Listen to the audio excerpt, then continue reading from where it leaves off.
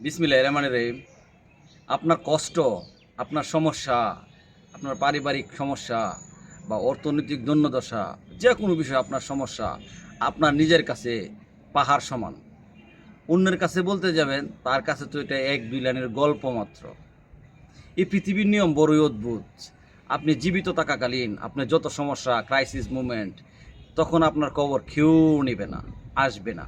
আর আপনি মারা যান, কাফনের কাপড় মুখ খুলে এসে দেখবে যে শেষ দেখাটা দেখে যে লোকটা আসলেই ভালো লোক ছিল।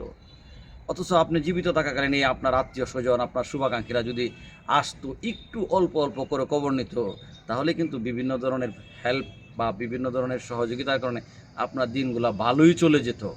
আর যেগুলো আপনার দ্বারা সহজ ছিল আপনাকে হেল্প করা, কিন্তু আপনার জন্য অনেক কঠিন, কিন্তু তারা সহজেই করতে পারতো, কিন্তু তখন কেউ খবর নেয় নাই। আসলেই পৃথিবীর নিয়ম অদ্ভুত।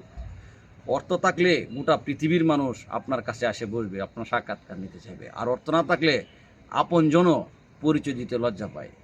হায় রে অর্থ, হায় রে মানুষ, সময় পুড়িয়ে গেলে ঠিকই আফসোস করে যে লোকটা ভালো লোক ছিল, কিন্তু মরে গিয়ে প্রমাণ করতে হয় যে লোকটা ভালো লোক ছিল। আসলে এর আগেই আত্মীয় স্বজন শুভাকাঙ্ক্ষীরা কবর নেওয়া উচিত কে কী অবস্থায় আছে।